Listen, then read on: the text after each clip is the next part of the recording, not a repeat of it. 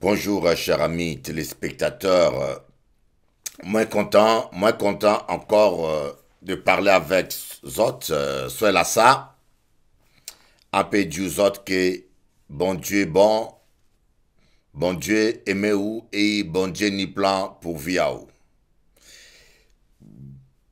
Et nous qu'a toujours parlé des psaumes là, qui qu'a dit le psaume 46, nous qu'a vrai ça, le psaume 46 qui a dit une parole très importante, en Kalissa, à d'apportable à moi, le psaume 46, à partir de verset 2. Dieu est pour nous un refuge et un appui, un secours toujours présent dans la détresse. C'est pourquoi nous sommes sans crainte quand la terre est bouleversée, quand les montagnes sont ébranlées au cœur des mers. Ça, c'est, et parole là, ça a fait moins du bien. C'est pour cela nous sommes sans crainte. Quand la terre est bouleversée, quand les mers sont ébranlées au fond des mers, et quand les flots de la mer mugissent, écument, se soulèvent jusqu'à faire trembler les montagnes. Oh, je ne sais pas, Dieu est pour nous un refuge qui se trouve toujours dans la détresse. Voilà, vous voyez ici, la parole de Dieu est en train de nous démontrer que là où il y a la crainte, là où il y a la peur, il ne peut pas avoir la foi. Si vous avez la peur ou la crainte, quelque part vous n'avez pas la foi parce que la foi, quelqu'un qui a la foi, c'est quelqu'un qui a la sérénité, qui a la paix. Et la sérénité, c'est une assurance. Quelqu'un qui croit que Dieu m'aidera ne s'inquiète pas, ne s'angoisse pas.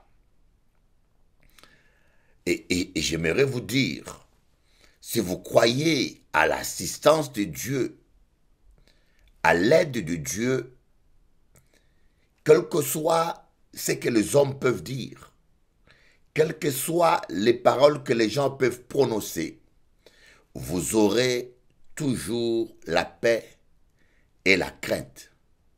Vous aurez toujours la foi. Vous aurez toujours la foi parce que vous êtes sûr.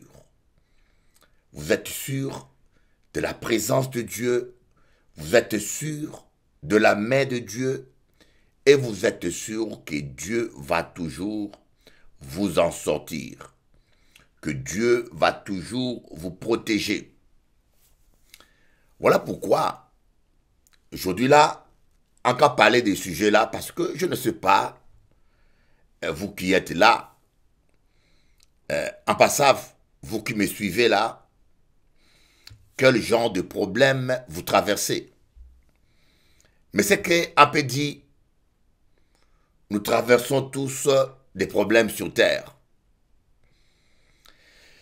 Que cela soit un problème familial, que cela soit un problème conjugal, que cela soit un problème.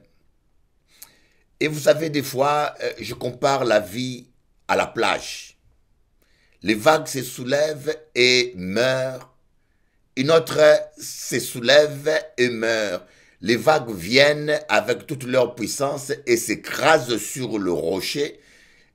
Et puis ça part, la mer retourne et elle revient avec d'autres vagues. C'est ça, la vie, c'est un peu ça. Les problèmes viennent et s'écrasent sur notre foi. Et puis il meurt. Et puis d'autres problèmes viennent. C'est pour cela, en cas de la vie sans problème, c'est une utopie. Néanmoins, qui croit que lorsque vous devenez chrétien, les problèmes vont plus exister. Et c'est complètement faux. Une vie sans problème n'existe pas. Tant que vous êtes sur terre, nous aurons toujours des problèmes. Mais par contre, une vie avec une solution garantie, ça existe. Les problèmes viendront, mais tant que l'Éternel restera votre secours, tant que l'Éternel sera votre appui, vous allez toujours vous en sortir. Vous allez toujours vous en sortir. Et Aka aimé verset là, dans Ecclésiaste qui dit, celui qui craint Dieu trouve une issue en toutes circonstances. Celui qui craint Dieu trouve une issue en toutes circonstances. Actuellement, le mont Pelé est en train de... La boue coule dans le nord, dans la ville de Prêcheur. La boue coule. Et apparemment, il y en a qui craignent que le volcan se réveille. Vous savez que le volcan du Mont Pelé, il se réveille tous les 100 ans. Et la dernière éruption date presque des 100 ans. Donc le cycle du réveil du volcan est presque accompli. Et puis le volcan Mont Pelé est un volcan explosif. C'est-à-dire que c'est un volcan qui d'abord envoie des gaz. Et ces gaz étouffent, endorment les gens. Et puis c'est explosif, ça envoie des roches dans l'air. Des roches et des pierres, c'est comme une explosion. Donc c'est vraiment dangereux. Et vous voyez déjà l'inquiétude, comment les gens sont inquiets. Et je suis pas... On ne peut pas dire que moi j'aurais eu une maison, si j'avais une maison au pied de Mont Pelé, je resterai là où je ne serais pas inquiet. Croyez-moi, je vais me déplacer parce que avoir la foi ne veut pas dire s'exposer au danger, voyez. Avoir la foi ne veut pas dire tenter Dieu. Si tu es malade, avoir la foi ne veut pas dire ne pas prendre les médicaments. Voyez, parce que j'ai toujours dit, une foi médicamenteuse est une foi quand même qui fait des miracles. Une foi plus grande peut se passer des médicaments. Mais ce n'est pas parce qu'il n'y a pas qu'à prendre des médicaments qu'on a la foi. Moi, j'ai déjà vu des gens qui ont dit qu'ils ont la foi, ils ne prennent pas des médicaments et leur cas s'est aggravé. Voyez, mais par contre, il y a certaines personnes à qui Dieu donne une révélation particulière, qui vient vraiment de Dieu, et à qui Dieu donne une faveur, ils ont une foi efficace, ils prennent plus de médicaments, et le médecin fait même le constat de la guérison. Mais par contre, j'ai vu des gens aussi irresponsables, prétentieux, parfois sincères, ils croient qu'ils ont la foi, ils prennent plus le médicament et leur cas s'aggrave. Si vous êtes malade et le médecin est une autorité, il vous donne des médicaments à prendre, prenez les médicaments avec action de grâce. Rendez grâce à Dieu, remerciez Dieu et prenez les médicaments. Et Dieu mettra sa main dessus et même la foi médicamenteuse guérit aussi. Amen. Mais j'aimerais vous dire un peu, je vous parle un peu de Mont Pelé pour que vous puissiez comprendre ce que ce psaume 46 veut dire. Même quand les montagnes tremblent dans la mer, même quand il y a tsunami, vous savez, là où Yoka dit les montagnes tremblent dans la mer. Et je ne sais pas si en ces temps-là, les géologues avaient ces niveaux de connaissances qu'il y avait des montagnes dans la mer. En Dieu ça. Parce que quand les psaumes étaient écrits, je pense pas encore qu'il y avait des gens qui plongeaient. Il n'y avait pas des appareils avec lesquels nous faisons de plongée aujourd'hui. Donc, que dans les psaumes, dans la parole de Dieu, qu'on dise qu'il y a des montagnes dans la mer, c'est une révélation qui dépasse la connaissance scientifique de ce temps-là. Je ne sais pas si vous pouvez comprendre la réalité scientifique. Parce que pour nous aujourd'hui, c'est un fait. On sait que dans la mer, il y a des montagnes. C'est un fait pour nous aujourd'hui. Parce qu'il y a des sous-marins qui rentrent dans la mer pour voir ces montagnes. Parce que les gens mettent des combinaisons, entrent dans la mer pour voir les reliefs sous-maritimes, comme on dit. Voilà. Mais mettez-vous au 1er siècle, et même avant le 1er siècle, parce que les psaumes ont été écrits des années avant même que Jésus-Christ ne naisse.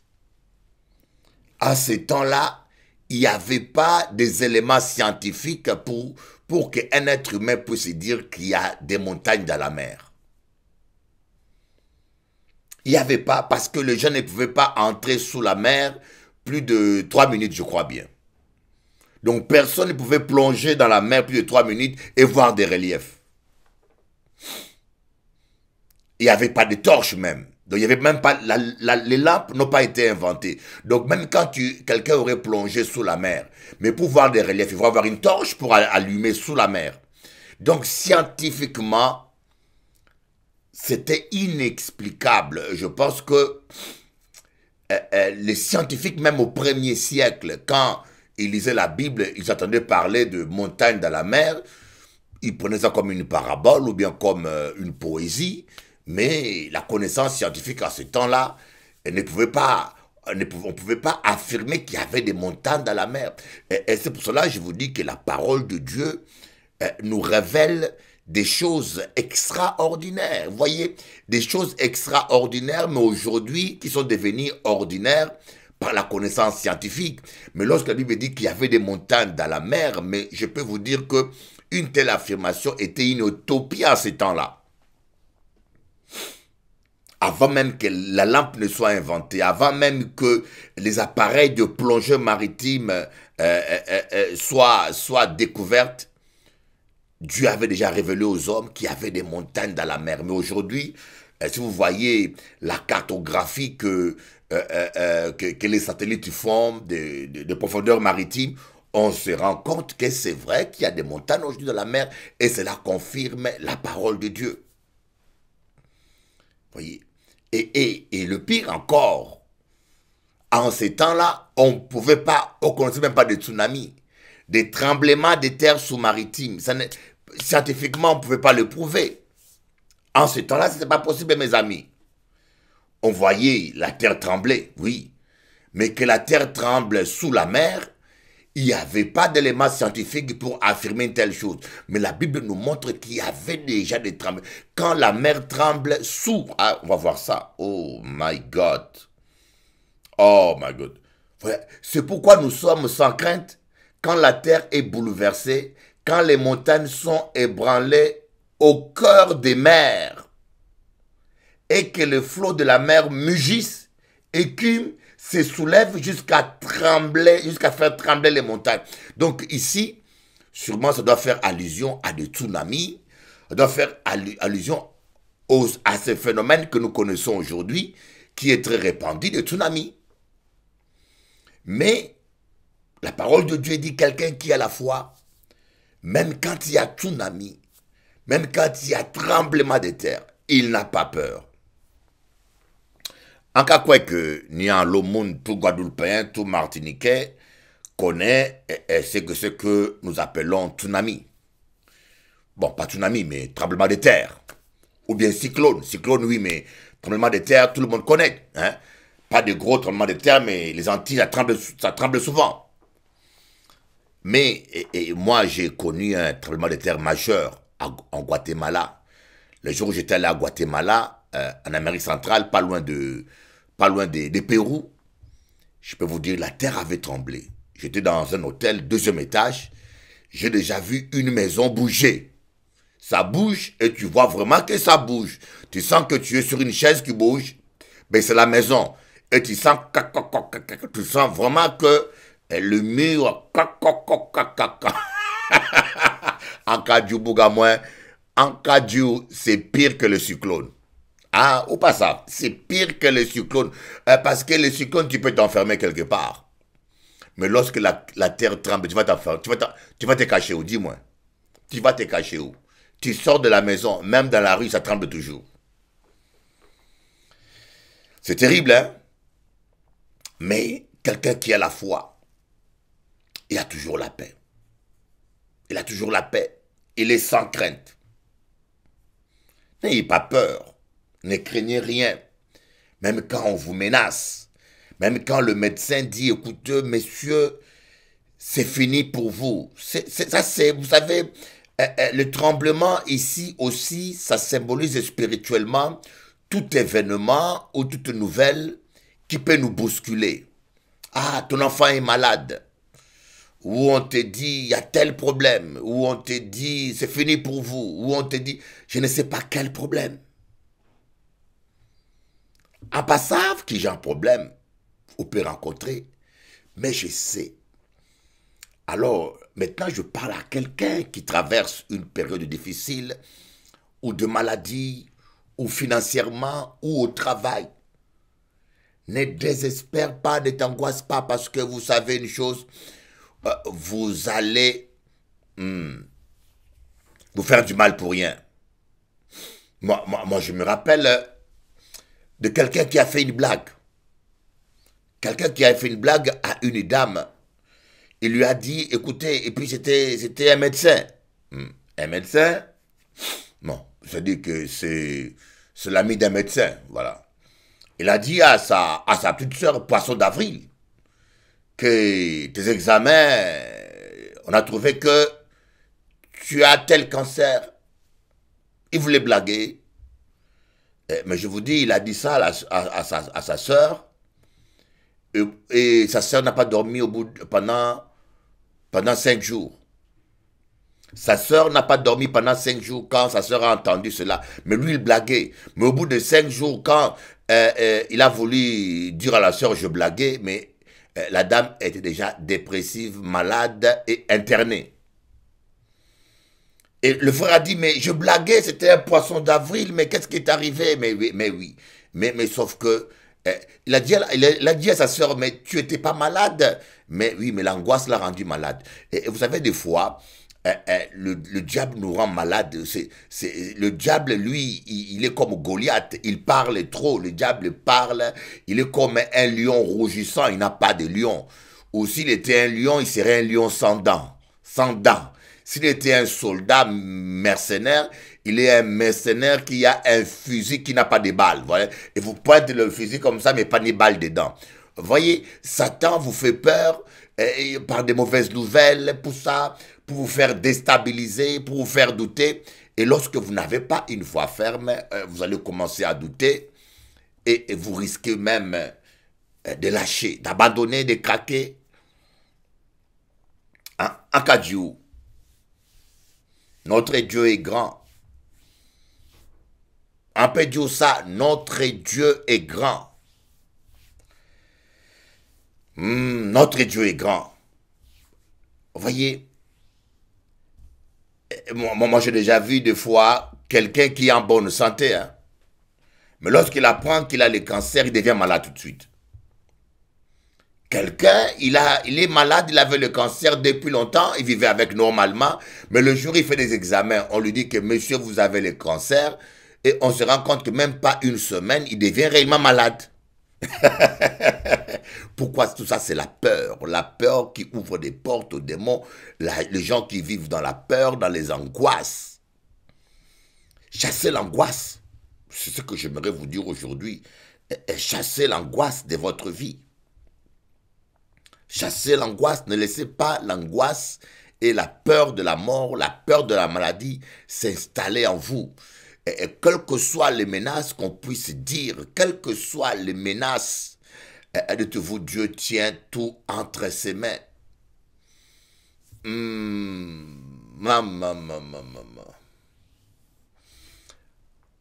J'ai vécu 24 ans en Guadeloupe, mais chaque année, j'ai vécu des attaques. En Guadeloupe, j'ai souffert.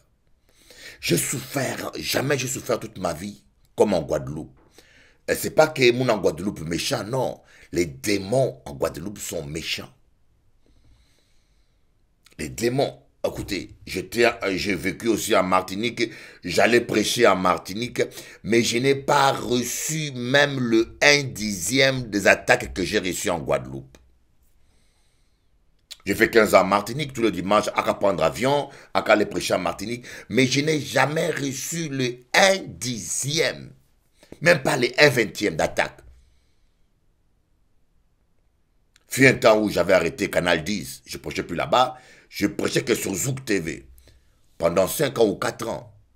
Jamais une personne, il n'y a qu'une seule personne qui m'avait insulté en direct pendant 5 ans.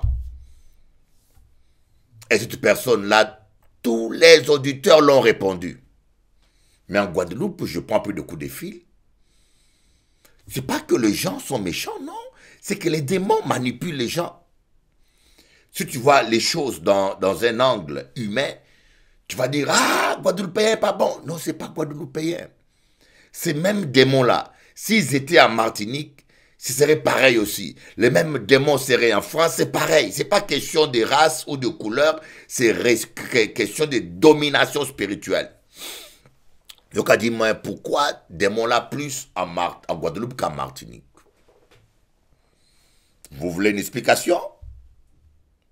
Parce que en Guadeloupe, beaucoup de sang a coulé, contrairement à Martinique.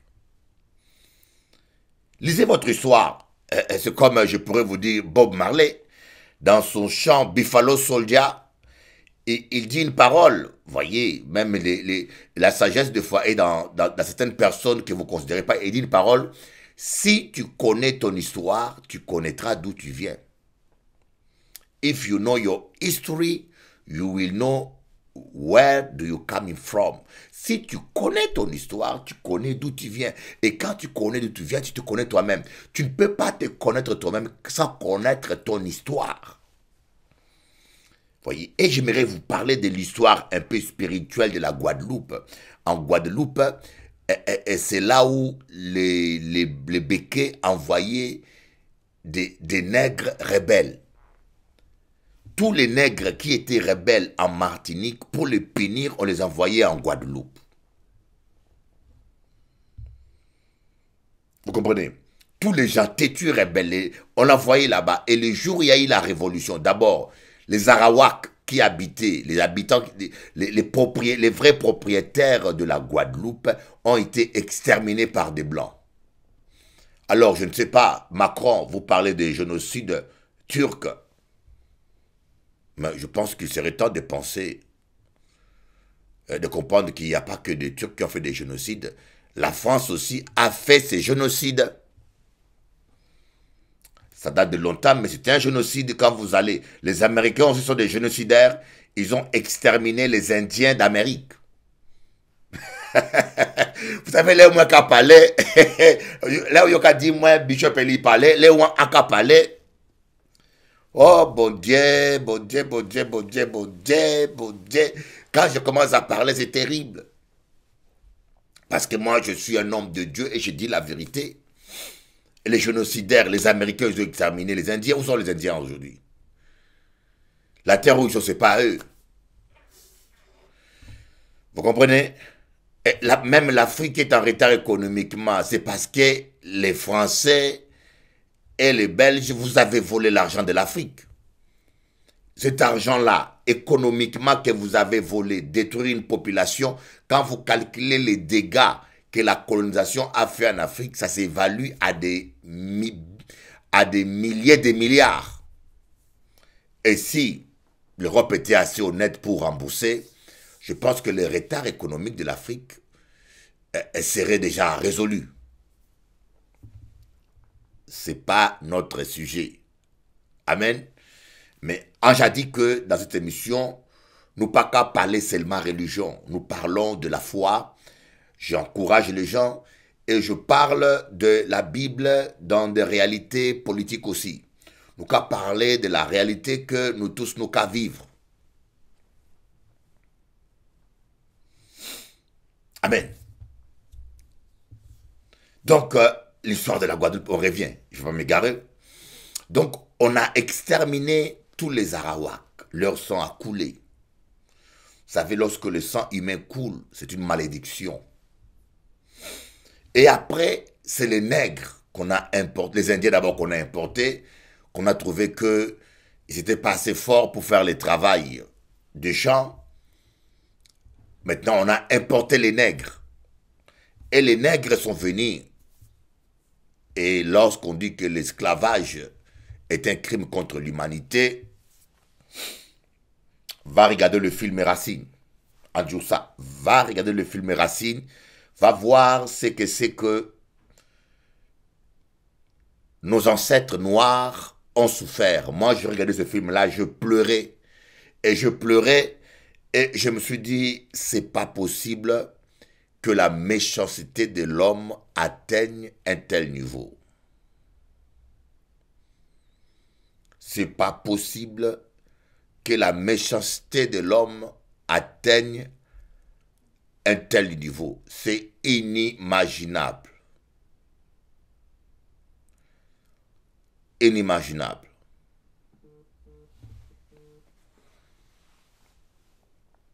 Ah oui, mais l'être humain. Vous savez, l'homme, c'est le seul prédateur qui tue par colère, par méchanceté, par vengeance. L'homme, c'est le seul prédateur de la création qui tue pour se venger par méchanceté. Même les lions, quand ils tuent, c'est pour manger. Même le chien, quand il aboie, c'est pour défendre son territoire. Vous voyez? Mais l'homme, quand il tue, c'est pour avoir le terrain de l'autre, pour avoir l'argent de l'autre, ou pour faire du mal à quelqu'un, pour se venger. Et c'est comme ça que les esclaves se sont vengés. Ou pas vrai ça qu'en Guadeloupe, il n'y a pas un grand métissage.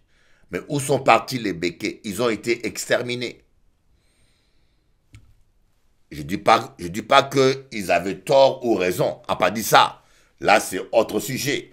Mais c'est une réalité historique. Les nègres se sont révoltés. Ils ont presque exterminé les béquets. D'après l'histoire, il y a des béquets qui ont quitté la Guadeloupe pour aller aux Saintes en nage. Voilà pourquoi vous voyez que les Matignons, quand vous allez aux Saintes, il y a beaucoup de Blancs, des Bretons. Mais pourquoi ils sont-ils réfugiés là? Parce qu'ils avaient fui la Guadeloupe en nage pour aller se réfugier dans des îles comme les Saintes.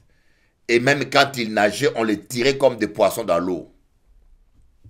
Donc la Guadeloupe est une terre qui a bu beaucoup de sang des Arawaks, des Nègres, des Blancs, tandis que la Martinique n'a pas connu toutes ces révolutions.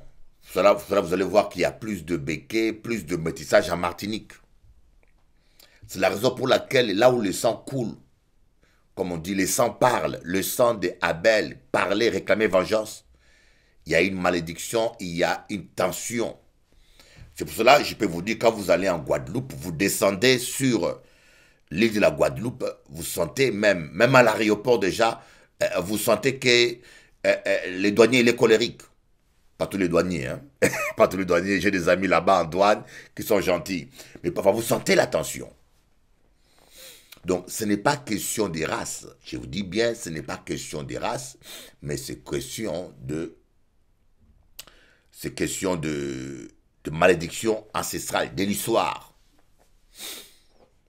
Voilà, alors j'aimerais vous dire, pourquoi est-ce qu'aujourd'hui, nous remarquons?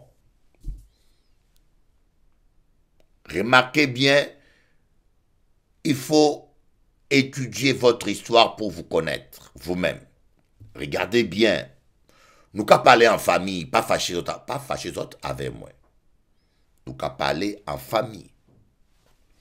Nous qu'à discuter pour connaître qui gens nous sommes, pourquoi notre vie, notre histoire, qu'est-ce qui se passe. En cas expliquant un bitin. Nous avons remarqué qu'aux États-Unis, aux Antilles, tous les descendants d'esclaves, aujourd'hui libres, ne sont pas stables dans le mariage. Une grande partie. Allez voir les Noirs américains, c'est la même chose qu'aux Antilles. Le Noir américain, il fait un enfant à gauche, il fait un enfant à droite, et puis il ne s'occupe pas des enfants. Vous allez à Trinidad, c'est le même phénomène. Vous allez aux Antilles, Guadeloupe, Martinique, même ici à Paris, vous allez voir. S'il y a une population où il y a une instabilité sentimentale et familiale, c'est nous les Noirs. Surtout les Afros, dans la descendance. Ben, Yoka dit, c'est la polygamie. Non, la polygamie, c'est autre chose. La polygamie, c'est un homme qui a 2, 3, 4 femmes et qui assume. Le Sénégalais que vous voyez là, qui a 3, 4 femmes, il assume. il s'occupe de ses enfants et il assume. C'est différent. La polygamie, c'est un homme qui assume, qui a 3-4 femmes qui assument.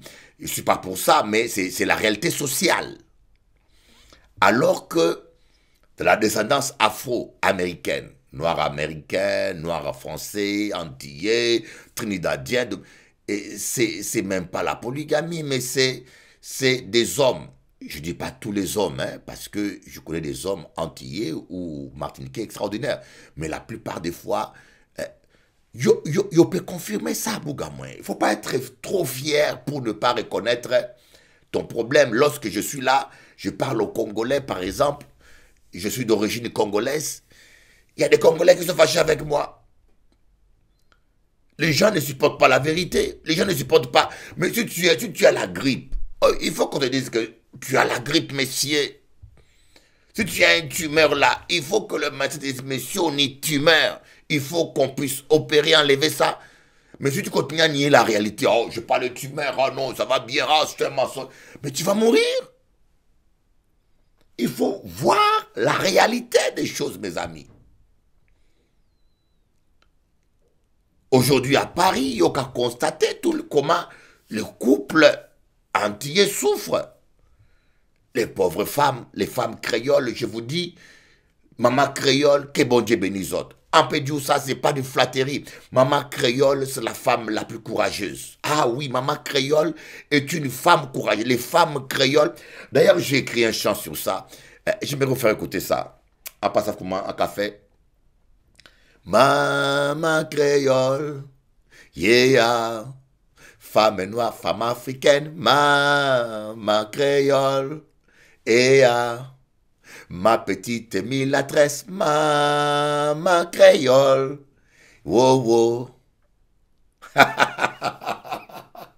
C'est un chant que j'ai écrit. C'est pas un chant que moi écrit comme ça pour écrire. Bon, je verrai quand même que vous écoutez ça un peu.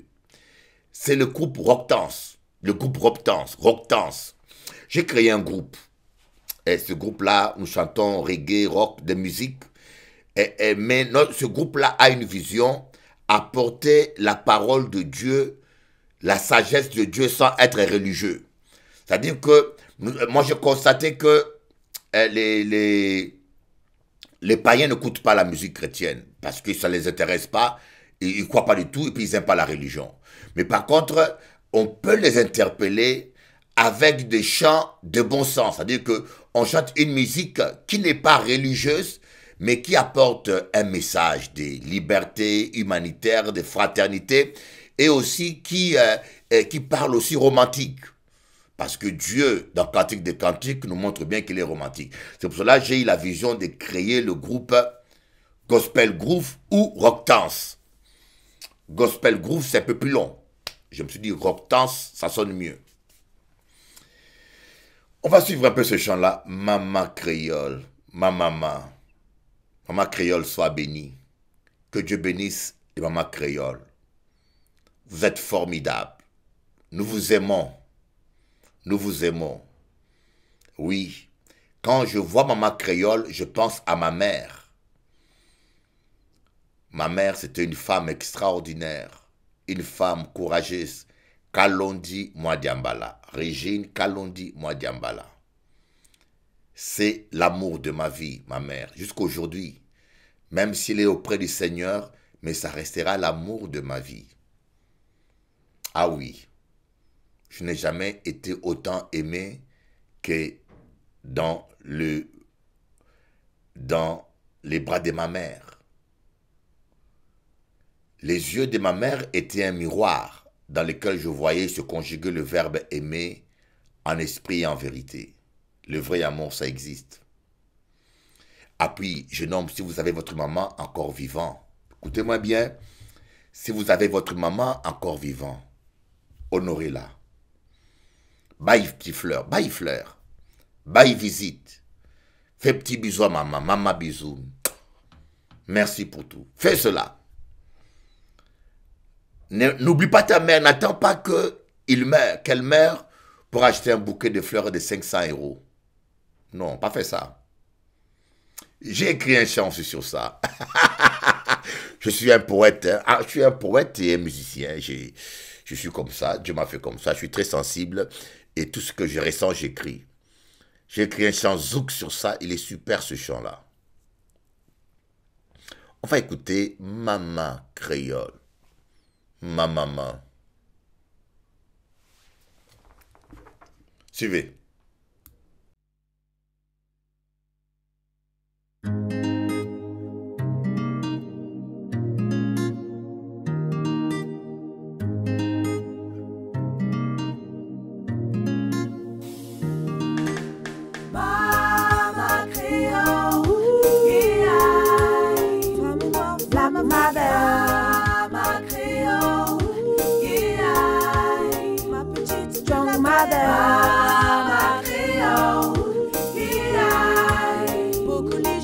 Mother, ma Créole, oh, maman Créole. Si tu n'es pas sérieux, passe ton chemin,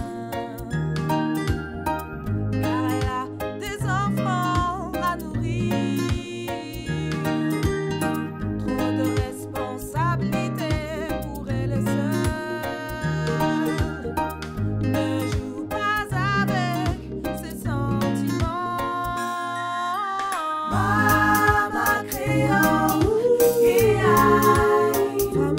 White mother, ma Créole, ma petite dear mother, ma Créole, beaucoup de jolies mother, ma Créole, oh, maman Créole. If you are not serious, goes on your way. Does she have children to feed? Too much responsibility for her alone. Ironing you don't play with her feelings. Mama Créole, la mother, Mama Créole, ma petite strong mother, Mama Créole. Single mother, ma Créole, oh, maman Créole, je ne peux pas t'oublier, je ne peux pas oublier tes larmes, pour ces enfants tués au Congo, pour ces enfants soldats condamnés. Mama Créole, white mother, ma Créole, ma petite dear mother, ma Créole, beaucoup de jolies mother, ma Créole, oh, maman Créole, Mama Créole. Ne l'embête pas, Mama Créole,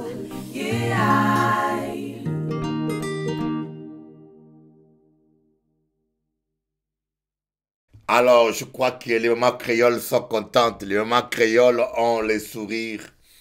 Écoutez, nous vous aimons. Je bénis les mamans créoles qui élèvent seuls leurs enfants et qui se privent de joie, de bonheur pour donner un peu de bonheur à leurs enfants.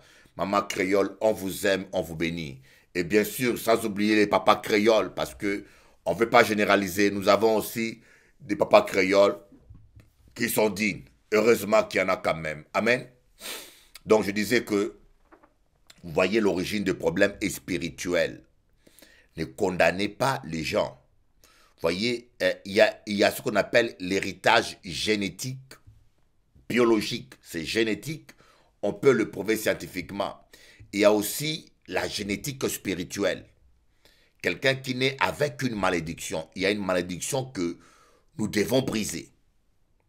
Il y a une malédiction que on doit briser en Afrique. Il y a une malédiction au Congo que nous devons briser aussi, nous les Congolais, vous les Congolais. Il y a aussi des malédictions que les Afros doivent briser. C'est cette malédiction-là qui fait que l'homme afro est toujours instable. Acapalé, hein, acapalé, et faut m'expliquer au bitin que pour mon cas expliquer où. Je vais vous expliquer des réalités spirituelles qu'on ne vous explique pas pour vous aider. Et j'espère que vous n'allez pas zapper. Hein. Pas zapper, tonton. Pas zapper, tonton. Tonton. Tonton, pas fait ça. Tonton, pas fait ça. Pas fait ça, tonton. Faut écouter d'abord. Message là. Bon, on va continuer. Au temps d'esclavage, il y avait des hommes qu'on appelait des mâles reproducteurs. C'est un sujet douloureux. C'est un sujet douloureux que je dois aborder. Je ne sais pas si vous avez déjà entendu parler de ça, mais pour beaucoup de gens, vous allez comprendre cela. Au temps d'esclavage, il y avait ce qu'on appelait de mâles reproducteurs. Le béquet ou le blanc traitait l'homme noir comme un macaque. D'ailleurs, j'ai une vidéo où on voit un enfant de 8 ans dans un jardin zoologique. Il faut voir jusqu'où sont allés les Belges. Il faut voir jusqu'où les Belges sont allés. S'il y a eu colonisation, la plus cruelle de colonisation, la plus pure et atroce, c'est la colonisation belge. Et le roi Léopold, c'était un bandit, un meurtrier. Il était pire que Hitler. Et ça, on ne vous le dira pas, on ne vous le dit pas. Et les Belges, excusez-moi, avec tous mes respects, le roi Léopold, c'était pire que Hitler. C'est les Anglais qui l'ont dénoncé. Et certains Français, surtout les Anglais, qui ont pu mettre à nu ces agissements au Congo. Aïe, aïe, aïe, Bichopeli, Kayoka fait là, où tu vas te créer des problèmes, Bichopeli. Et vous voyez ma vidéo sur Lumumba. Lumumba qui a été tué par des Belges, avec la CIA. Vous voyez, Yoka dit, Africain, allez chez vous. Yoka dit ça, hein. En connaissant l'homme qui a dit, Africain, qu'est-ce que vous venez faire en Europe? Mais vous ne vous posez pas la question, qu'est-ce que vous, les Européens, vous êtes allés faire en Afrique, hein? Africain, Yoka fait quoi? Mais vous, vous avez été en Afrique, vous nous avez pillé et volé et construit votre pays. Si vous ne voulez pas qu'on vienne rembourser, qu'ils ne viennent pas rembourser leurs dettes, rembourser ce que vous avez volé chez eux. Et puis Yoka dit, qu'est-ce Yoka fait ici? On dit, oh, Africain, vous venez faire quoi ici en Europe? Mais lorsque nous, en Afrique, on fait une révolution, c'est vous qui allez le mater, vous nous empêchez de faire notre... La révolution française a eu lieu. Les Africains ne sont pas allés défendre le roi. Lorsqu'il y a eu la révolution française, les Africains ne sont pas venus défendre le roi, Louis XIV ou Louis XVI ou Louis XV. Non. Mais chez moi au Congo, la population katangaise, qui est là où il y a le Katanga, se sont révoltés contre la dictature de Mobutu. Ce sont des Congolais qui ont pris des armes pour combattre un régime dictatorial injuste. Qui est allé sauver ce régime? C'est des Français. C'est Giscard d'Estaing qui était ami de Mobutu et ami de Bokassa. Aujourd'hui, vous vous moquez de Bokassa, mais votre président a mangé la chair humaine chez Bokassa. C'est des soldats français qui sont allés, on appelle ça la guerre de Katanga, mais il n'y avait pas de guerre. C'est comme si une population se révolte et une armée étrangère vient défendre un régime. Et quel régime? Le régime de Mobutu. Mais aujourd'hui, on sait le mal que cet homme l'a fait dans ce pays. C'est pareil, à la dépendance du Congo, nous avions voté un premier ministre qui était démocratique, qui était nationaliste, mais qui l'a tué, c'est la CIA et les Belges. Mais lorsque l'Européen tue, lorsque la CIA tue, on n'appelle pas ça terrorisme. On appelle ça quoi? On appelle ça, je ne sais pas comment vous l'appelez, c'est pas du meurtre, mais c'est quoi? C'est prévénence, je ne sais pas, mais vous avez toujours raison. Hein? Lorsqu'on va, on lâche une bombe atomique dans une ville où il y a 200 000 personnes, on appelle ça la guerre. Vous appelez ça la guerre, voilà. Mais une bombe qui tombe sur des civils. Moi, j'appelle pas ça la guerre, c'est la barbarie. C'est un génocide. Mais je parle que dans une petite chaîne de télévision, Télé Anti, vous voyez, une petite chaîne de télévision, mais le jour où j'aurai, t'inquiète pas, le jour où j'aurai la parole devant l'ONU, en cas de ça, aïe, aïe, aïe, aïe, aïe, aïe, aïe, aïe, aïe. D'ailleurs, je vais écrire un livre. Je vais écrire un livre. J'ai déjà écrit un livre religieux, mais je vais écrire aussi un livre historique pour aborder tous ces sujets parce que, à mon grand étonnement, personne n'en parle. Pas grand monde capable de ça. À part ça, pour qui raison? Alors, donc je disais que nous voyons, hein, il y avait de mâles reproducteurs pendant l'esclavage.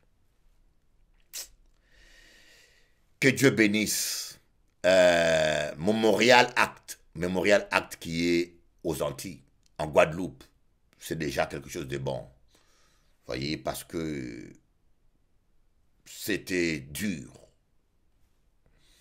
Imaginez-vous, vous êtes esclave, vous avez une femme, vous avez des enfants, vous êtes traité comme un animal, vous n'êtes pas payé, vous travaillez sous des chicottes.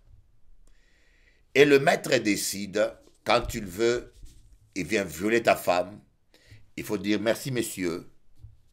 C'est ça la réalité. Et le pire, le maître dit, écoutez messieurs, tu me fais des enfants trop chétifs, tu n'es pas assez musclé, donc avec toi, j'aurai que des esclaves chétifs, alors je vais payer un mâle reproducteur d'une autre plantation, il viendra coucher avec ta femme dans ta maison pour me faire des esclaves costauds.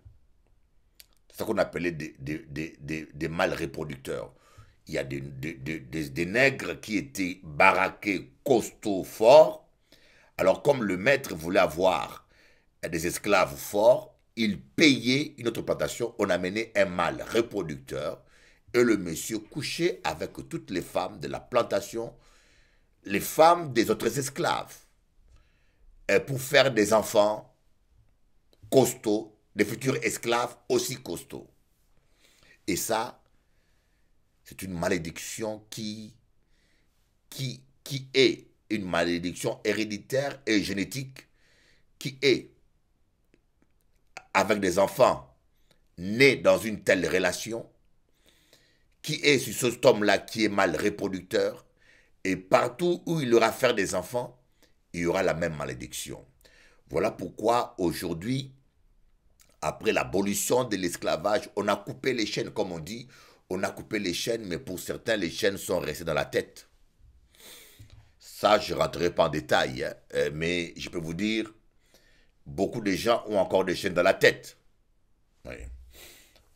Les banques guadeloupéennes, pas qu'à faire crédit aux Guadeloupéens. On peut dire ça. Les banques guadeloupéennes, pas qu'à faire crédit aux Guadeloupéens. Difficilement. Pareil que Martiniquais. Mais lorsque le monde là étranger qui a venu, il y a qu'à dérouler tapis, et puis il y a qu'à bailler tout crédit.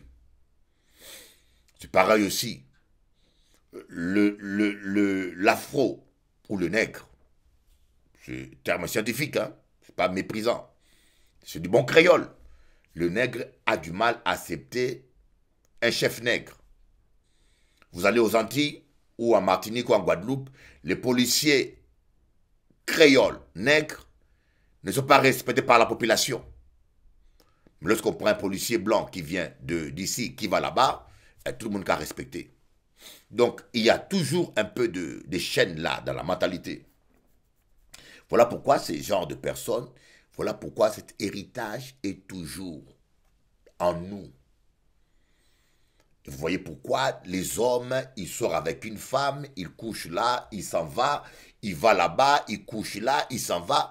Bon, il y aura coucher, mais ils n'appellent même pas l'enfant, ils ne donnent pas les nouvelles de l'enfant, ils ne payent rien. Vous voyez, ils agissent exactement comme des mâles reproducteurs. C'est qu'en Acadie, c'est dur. C'est qu'en Acadie, c'est dur. Mais si tu es sincère, je dis que monsieur a dit la vérité. Parce que les faits sont là. Les faits sont là. En cas répété, socialement, je peux démontrer que les faits sont là. Calculer des familles monoparentales dans le monde, vous allez voir que la population qui abandonne le plus les enfants et qui s'en occupe même pas, c'est les descendants afro. Allez en Guadeloupe, en Martinique, aux États-Unis, partout vous allez voir que, on n'a pas dit que les Blancs ne font pas ça, hein? On n'a pas dit que les Indiens n'ont pas qu'à faire ça. Mais quand nous regardons le pourcentage, vous allez voir que chez nous, c'est énorme. Chez nous, les nègres, descendants afro, c'est énorme.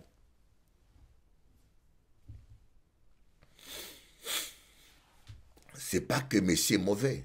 C'est pas que Bougla pas sérieux. C'est question d'une malédiction. C'est simplement ça. Ce n'est pas que la race l'a mauvais. C'est pas question des races.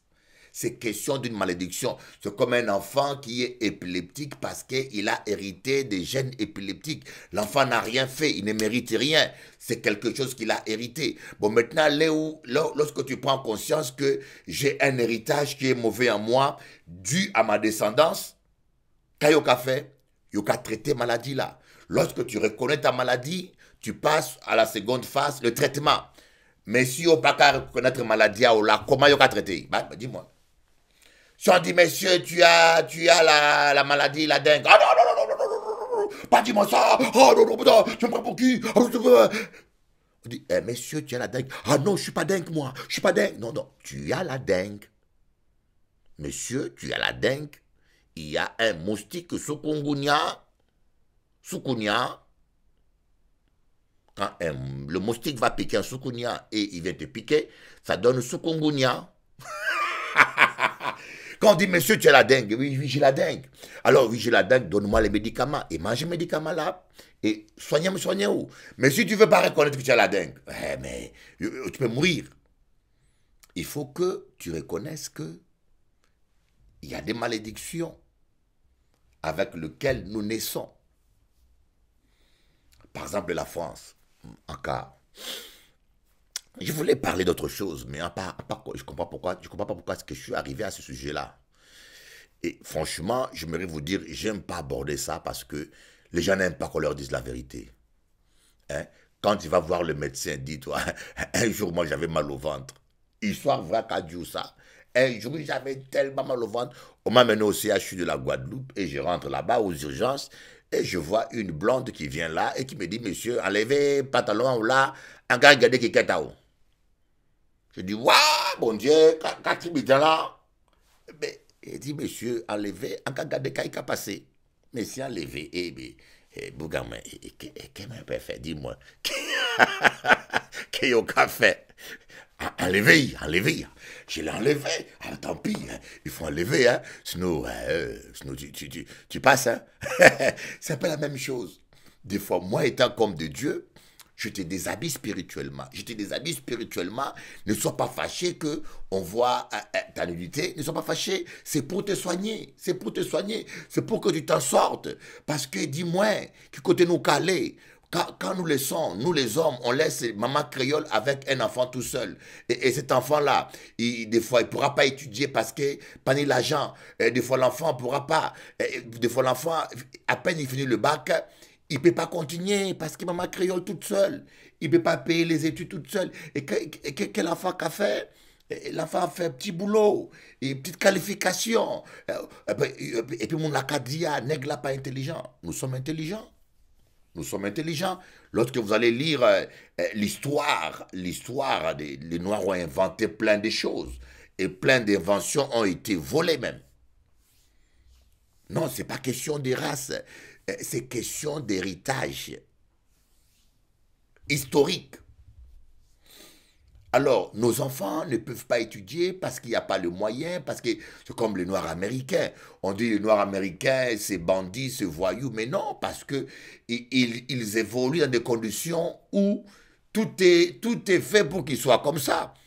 Le papa d'abord, dans la famille, le papa, il s'en va, il couche à gauche, il couche à droite, il n'est pas responsable, la maman est seule à élever l'enfant, et la maman craque 2 fois, et l'enfant se retrouve dans la rue naturellement. Alors que le petit blanc américain ne se retrouve pas dans la rue parce qu'il a un papa et une maman qui sont ensemble, qui payent ses études, et puis des fois ils ont des héritages déjà. Alors que le petit nègre nord-américain se retrouve seul et puis il se débrouille tout seul. Il faut qu'il se débrouille. Ou bien il va balayer la rue parce qu'il n'a pas l'argent pour étudier, ou bien il va commencer à vendre de la drogue. Et puis voilà que la population noire américaine se retrouve de plus en plus marginalisée. Ils remplissent les prisons. Ils remplissent les prisons. Et puis les racistes, ils prennent ça comme argument. Gardez nègre là pas intelligent. Alors que ce n'est pas question de couleur. Un homme ne vaut pas sa couleur, bien sûr. J'aimerais être clair. Hein? Ce n'est pas de la critique, c'est de l'étude. Je vais vous démontrer que la plupart de nos problèmes sont spirituels d'abord. Vous voyez? Et c'est comme ça qu'on se retrouve dans une société où maman créole tout seul qu'à pleurer. Oh, combien de femmes créoles j'ai vu pleurer. Combien de femmes créoles disent « Bishop, prie pour mon mari pour qu'il revienne. Bishop, Bishop. » Combien? Alors c'est pour cela, j'ai pleuré pour maman créole. J'ai beaucoup pleuré pour les mamans. Et j'ai beaucoup pleuré, j'ai dit « Seigneur, il faut quelque chose. » Et bon Dieu, dis-moi, enseigne. Tu connaîtras la vérité et la vérité t'affranchira. Alors, j'ai des gens là qui sont en train de m'écouter. Je suis sûr qu'ils sont en train d'écouter la vérité et ils sont en train de vivre leur affranchissement. Tu connaîtras la vérité et la vérité t'affranchira. Mon peuple périt parce qu'il lui manque la connaissance. Là, moi, parler de la situation des Afros. Prenons mon pays d'origine, le Congo. Prenons mon pays d'origine, le Congo. D'abord, notre premier ministre élu démocratiquement, Lumumba, dont vous allez voir le film là. C'est pas un film, hein, c'est une vidéo exacte. C'était la réalité. Vous voyez, il est en noir et blanc. C'est une vidéo qui datait de l'époque. A été assassiné par la CIA. Et le gouvernement belge. Parce qu'il avait dit la vérité. Bon, maintenant, l'Occident a mis un bandit comme Mobutu à la tête du pays. C'est l'Occident qui a fait ça. Et qu'est-ce que Mobutu a fait? Il n'a fait que maudire le pays. D'abord, il s'est fait idolâtrer. Le cul de la personnalité. Tous les Congolais, on a chanté Mobutu, Mobutu, Mobutu. On adorait un être humain. Il est devenu comme un demi-dieu. Quand il y a idolâtrie dans un pays, il y a une malédiction. Tous les Congolais qui sont nés de ma génération, et la plupart ont tous chanté Mobutu, adoré Mobutu. C'est une malédiction.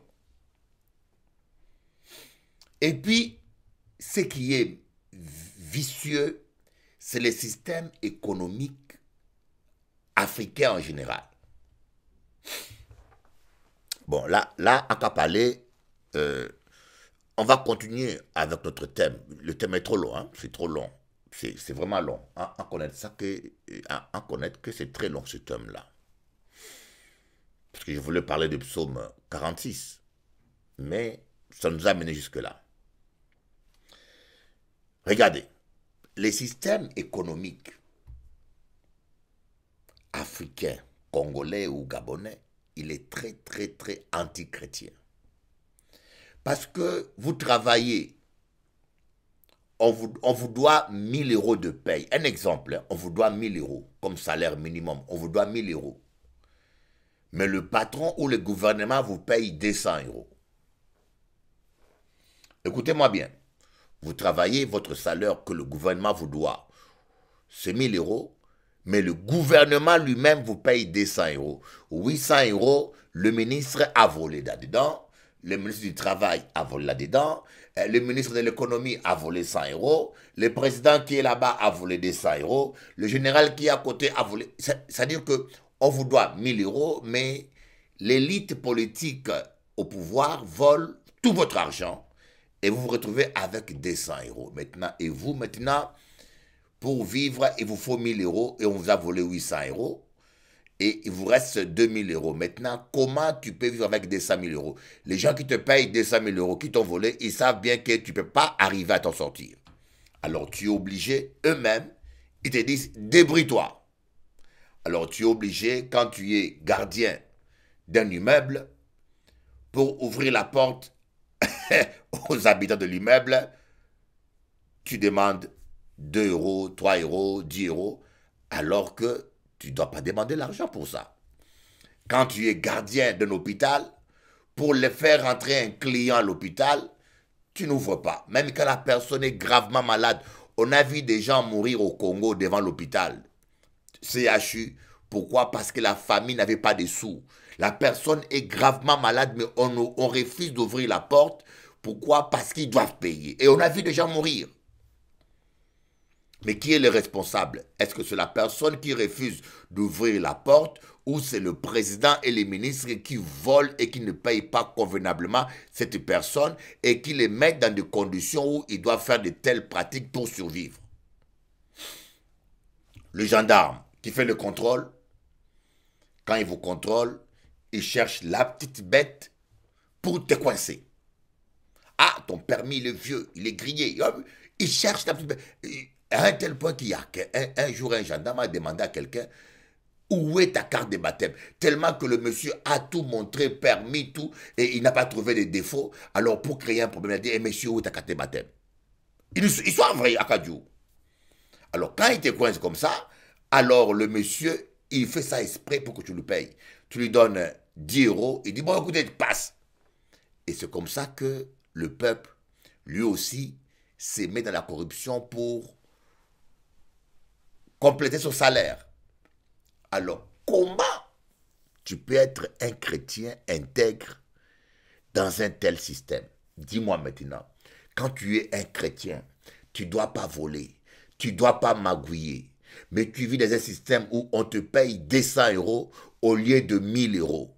Et le système sait bien que tu ne pourras pas vivre avec 200 euros. Alors, quand tu es un chrétien, un païen, il le fait, mais quand tu es un enfant de Dieu, comment tu vas faire? C'est pour ça que je vous dis qu'il est plus facile d'être un bon chrétien en Europe qu'en Afrique. C'est pour ça que vous allez voir maintenant, la plupart des chrétiens congolais, africains, vous le voyez, ils viennent à l'église et ils prient, mais en même temps, ils volent au travail, en même temps, ils font les magouilles. Voilà pourquoi vous voyez beaucoup même de pasteurs africains qui viennent ici en Europe, comme ils ont grandi dans ces systèmes-là. Voilà pourquoi l'apôtre Paul dit, ne vous conformez pas au siècle présent. Le siècle, mais soyez transformés par le renouvellement de l'intelligence. Alors, le pauvre pasteur qui vient ici, vous allez en Afrique, beaucoup de pasteurs sont des polygames, de voleurs, de menteurs, comme on dit, des vendeurs de rêves. Mais pourquoi? Parce que les gens prient beaucoup, mais il n'y a plus la crainte de Dieu. Les gens prient beaucoup. Vous allez voir une soeur qui prie matin, midi, soir et demain, elle est enceinte du pasteur. Elle est enceinte de ceci. Vous allez voir des gens qui prêchent. Ils prêchent, ils prêchent. Mais demain, vous apprenez que c'est un voleur. Tout ça, c'est un héritage du système économique. Voilà pourquoi vous voyez, quand vous allez au Congo ou en Afrique, en particulier au Congo que je connais, il n'y a pas 2-3 pays au monde où on prie comme dans ce pays-là. Il n'y a pas 2-3 pays au monde où on prie comme dans ce pays. Mais ça va de pire en pire. De pire en pire. Parce qu'il n'y a pas la crainte de Dieu.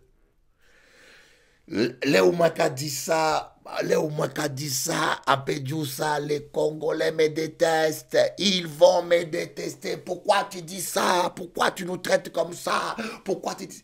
Mais je dois dire la vérité. Moi, en Guadeloupe même, j'ai reçu des menaces de mort en Guadeloupe. En Guadeloupe, j'ai reçu des menaces de mort. Les gens ne supportent pas la vérité. Les gens aiment les mensonges. Ils aiment qu'on les mente tout le temps. Hein, à qu'à parler... Si problème en haut, c'est ça. Hein? Si ta maladie, tu as la dengue. Mais il faut que je te donne les médicaments contre la dengue. Un bon médecin te dira en face, monsieur, tu as la dengue, tu n'es pas dengue, mais tu as la dengue. Ce n'est pas que tu as mangé trop de dindons. Mais tu as la dengue. Alors, il va te prendre les médicaments appropriés. Mais les gens n'aiment pas ça. Les gens aiment, on dit non, mon enfant, tu n'as pas la dengue. On te donne des vitamines, il y a des vitamines. C'est comme une maman qui donne à un enfant un médicament sucré parce qu'il ne veut pas lui donner le Nivaquine. Ça goûte mauvais. Maman, je ne veux pas de Nivaquine. Maman, je ne veux pas. Alors la mère aime tellement l'enfant, elle dit, Doudou, tu ne prends pas de Nivaquine, je vais te donner du miel, ça va te donner le courage. Mais le Nivaquine soigne la maladie, le miel, ça donne que du plaisir. Mais aujourd'hui, les gens aiment du miel. Ils aiment des vérités miel. On leur dit, vous êtes des champions dans les églises. En cas de ça, trouve-moi un pasteur qui parle comme je parle là. Je te lance un défi. Trouve-moi un pasteur antillais ou congolais ou africain qui parle de ces choses que moi je parle. Je te lance un défi. Tu n'as pas trouvé. Peut-être que moi je ne connais pas, mais à ma connaissance, je n'ai pas vu beaucoup de gens. On tourne toujours autour du pot, Jésus t'aime, tu vas triompher, tout. Mais le vrai cancer qui tue l'homme noir, l'Africain, ou si vous voulez aussi, je peux rentrer aussi, attaquer, démontrer les mal des Gaulois. Hein. Voilà pourquoi l'Afrique, malgré tout cet empire, est compris. Voilà pourquoi j'ai dit, Congolais, il nous faut briser cette malédiction. Il faut que nous ayons la crainte de Dieu. Prier, prier, chanter tout. Papa congolais, ivoirien aussi. Prier, gêner, c'est bien. Mais bongo la mitema, botika ki yanki na makambo nzambe, botika ki yange petit, tika ko pata pata, banga nzambe. Malobeli bino angote, banga nzambe yoza ko silika. Non, c'est une vérité, hein. Bah, c'est une vérité, mais c'est une vérité. Botika ma bêtise wana. Arrêtez avec ces bêtises, mes compatriotes, mes frères de sang. Arrêtez, craignez Dieu. Si Dieu a béni Israël, il peut vous bénir aussi. Regardez Israël, un pays qui est dans le désert, mais il exporte des pommes, il exporte des oranges. Un pays qui est dans le désert, un tout petit pays comme on doit, comme ça, entouré par... Mais ils sont les plus puissants en Asie. Parce que Dieu les a bénis.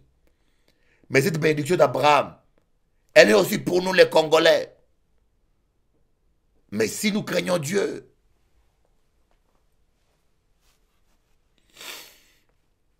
regardez, je sais pas, je dis à tous les pasteurs du réveil, pasteurs soi-disant du réveil, moi je dis des pasteurs hypnotisés.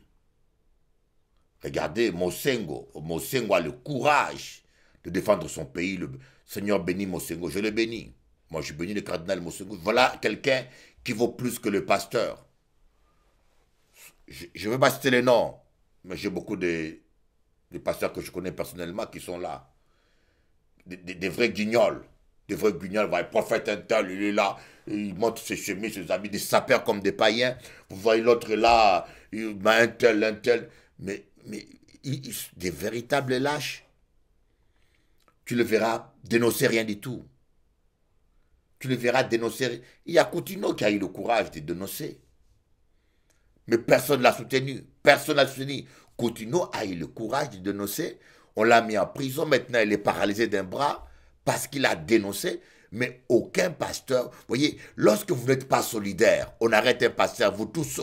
Il y en a même qui étaient contents qu'on arrête Coutinho. Parce qu'il était patriote, il a voulu dénoncer. Il s'est retrouvé seul en prison. Et d'autres pasteurs sont allés draguer sa femme. Pasteurs, hein?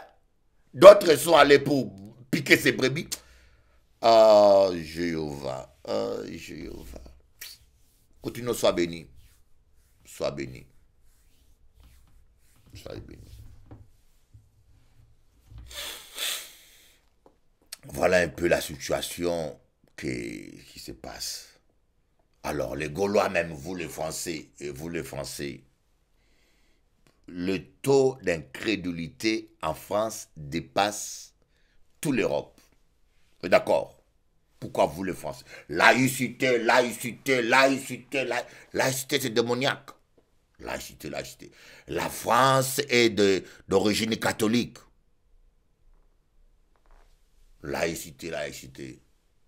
Quelle laïcité? Oh, c'est pas vrai. Avec vos bêtises là. Les problèmes de la France, c'est ça? C'est ça les problèmes de la France. Vous avez tué des protestants. En France, il y a eu plus de 11 millions de protestants égorgés. Aucun pays en Europe n'a fait autant de massacres que vous, les Gaulois. Voyez, quand je vous dis que c'est pas question de race, chaque peuple a sa malédiction. Et on voit les conséquences aussi. Les Français, on dit que le fleuve Seine, on va dire fleuve, rivière Seine, fleuve Seine et Saône, était rouge de sang des protestants. Beaucoup de Français ont trahi des Juifs, ont livré des Juifs à Hitler. C'est un péché, un crime. Quand on apprenait les Juifs pour les amener en Allemagne, les voisins gaulois étaient contents et après leur départ, ils récupéraient leurs maisons, leurs biens et beaucoup se sont enrichis comme ça. C'est une malédiction. Voilà pourquoi la France est un pays où il y a une incrédulité que vous trouvez nulle part. Parce que le sang a coulé dans ce pays. Alors, vous qui priez pour la France, pour le réveil de la France, en cas dit, tu pries pour un pays que tu ne connais pas. Quand tu veux prier pour la France, étudie l'histoire de la France. Étudie l'histoire de la France pour savoir d'où viennent les problèmes spirituellement de la France. Il faut briser la malédiction, cette malédiction-là. Demandez à Dieu pardon pour ces crimes-là et briser cette malédiction-là et vous allez voir, il y aura le réveil en France. Sinon, la France, c'est le pays qui a refusé qu'on mette Dieu dans la Constitution européenne. Les Français, là, vous, les Français avec notre pays, ils se sont battus pour que dans la Constitution européenne, qu'il n'y ait pas le terme Dieu. L'Italie et la Pologne n'étaient pas contents, ils voulaient qu'on marque le terme Dieu. Mais le Français, avec leur bêtise de laïcité,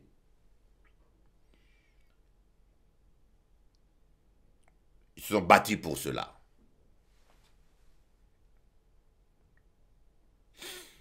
Vous comprenez? Ils se sont battus. Voilà pourquoi vous voyez en France, il n'y a pas de réveil, il y a comme une glace. Quand vous priez, vous voyez, allez-y dans les grandes églises ici, il n'y a que des émigrés, on dit les évangéliques. Ils sont à 90% des émigrés. Parce qu'il y a une barrière à briser. Mais si tu dis ça, alors j'aurai des Français qui me détestent, des Congolais qui me détestent, des Antillais qui me détestent. Mais je suis condamné à enseigner la vérité, en cas dit la vérité historique des pays. Voilà. Et pourtant, ce n'était pas le sujet principal de notre partage. Mais on fait une pause musicale.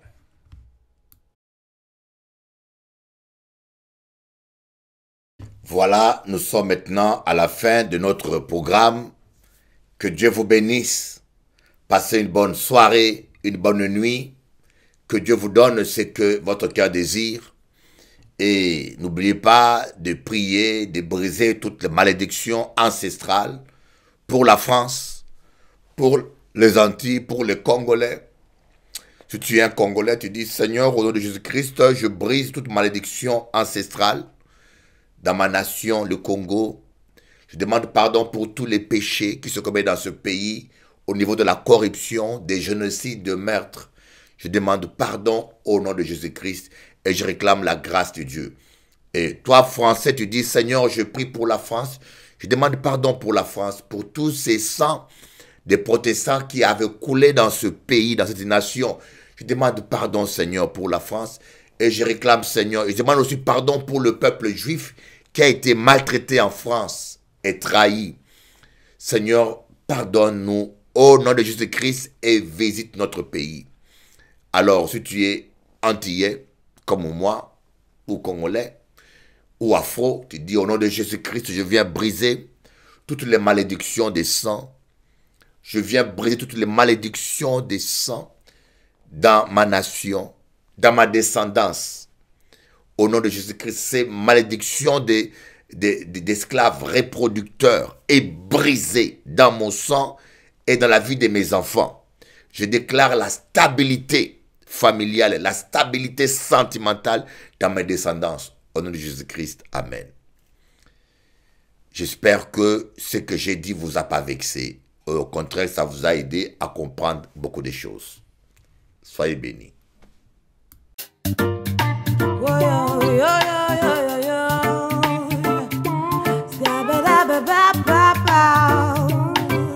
Africa,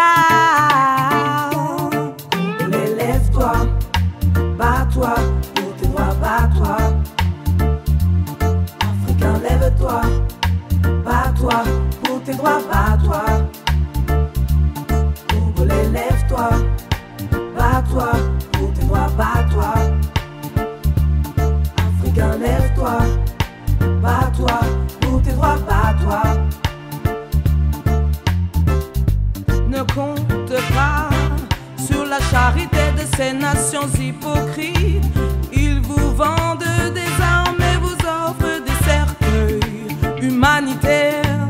Si tu ne prends pas soin de tes enfants, personne ne le fera pour toi. Réclame tes droits à César, oh Africa. Lève-toi, bats-toi, pour tes droits, bats-toi. Africain, lève-toi, bats-toi, pour tes droits, bats-toi. Congolais, lève-toi, bats-toi, pour tes droits, bats-toi. Africain, lève-toi, bats-toi, pour tes droits, bats-toi. Don't rely on the charity of the hypocritical nation who sell you weapons and offer your coffins. Yeah, why? If you don't take care of your children, nobody will do it for you. Claim for your rights, Africa. Fight for your rights, Africa. Lève-toi, you've got to fight. You've got to fight for your lands. You've got to fight for your rights. You've got to fight for your freedom. Tu dois te battre, Africa. Tu dois te battre pour tes terres. Tu dois te battre pour tes droits. Congolais, lève-toi. Fight for your rights, fight for your freedom. Yeah, fight for your rights. Yeah, yeah, yeah, yeah. Lève-toi, bats-toi. You have to fight for your rights. Africain, lève-toi, bats-toi. Pour tes droits, bats-toi. Whoa, whoa, yeah.